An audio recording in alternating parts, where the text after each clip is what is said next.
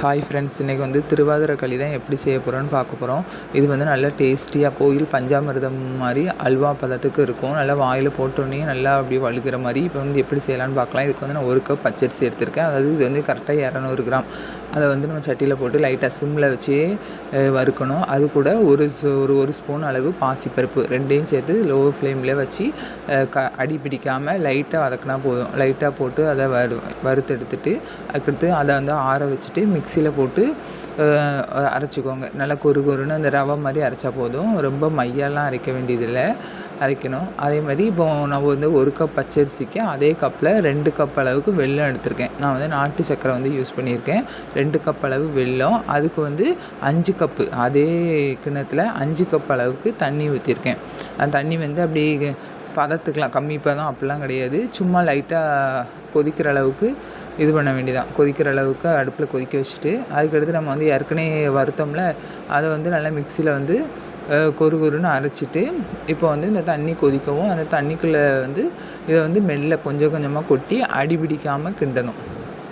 அடி பிடிச்சிடக்கூடாது. அதுமாதிரி மெல்ல தான் கிண்டணும். அதுமாதிரி அரைக்கும் போது வந்து என்கிட்ட வந்து ஏலக்காய் தூள் இல்லை, அதனால் நான் அரைக்கும் போதே அது கூட 2 ஏலக்காய் வந்து ஆட் பண்ணிக்கிட்டேன், நல்லா வாசமாக இருக்குங்கிறதுக்காக. இப்போ வந்து அதை வந்து நம்ம அடி பிடிக்காமல் அதுக்குள்ளே கொஞ்சம் கொஞ்சமாக போட்டு கிண்டிக்கிட்டே இருக்கணும், இல்லைன்னா கட்டி விழுந்துடும். மெல்ல நல்லா கிண்டுங்க. கிண்டதுக்கப்புறம் ஒரு நல்ல அல்வா பதத்துக்கு வரும். நல்லா கொஞ்சம் ஒரு 10 நிமிஷம் ஆனாலே போதும். நல்லா கிண்டிக்கிட்டே இருங்க, ஒரு அல்வா பதத்துக்கு வந்துடும். இப்போ வந்து கொஞ்சோண்டு நெய், இந்த ரொம்பலாம் நெய் ஊற்ற வேண்டியதில்லை, அதுக்கடுத்து தேகட்டும். நான் வந்து அந்த 10 ரூபா பாக்கெட் நெய் தான் ஊற்றினேன். எனக்கு வந்து நல்லா கரெக்டாக இருந்துச்சு. ஊற்றி நல்லா கிண்டுங்க. லோ ஃப்ளேம்லேயே வச்சே கிண்டிக்கிட்டே இருங்க. அந்த உங்களுக்கு பார்த்தாலே தெரியும், நல்லா அப்படியே அல்வா பதத்துக்கு வந்துடும். நல்லா டேஸ்ட்டாக இருக்கும்.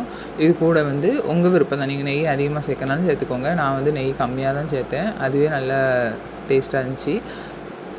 கொஞ்சம் சேர்த்தா போதும். அதுக்கடுத்து நம்ம எப்போவும் மாதிரி தாளிப்பு, கிறிஸ்மஸ் பழம் முந்திரி போட்டு தாளித்து ஊற்றிட வேண்டியதான். இப்போ பாருங்கள், ஒரு எம்மியான நல்ல அல்வாவோட சுவை அதிகமாக இருந்துச்சு. நல்லா கோவில் பஞ்சாமிர்தம் மாதிரி ஒரு திருவாதிரை களி வந்து நமக்கு ரெடி ஆகிட்டு. இதை வந்து நீங்களும் ட்ரை பண்ணி பாருங்கள். ட்ரை பண்ணி பார்த்துட்டு எப்படி இருக்குன்னு சொல்லி கமெண்ட் பாக்ஸில் சொல்லுங்கள்.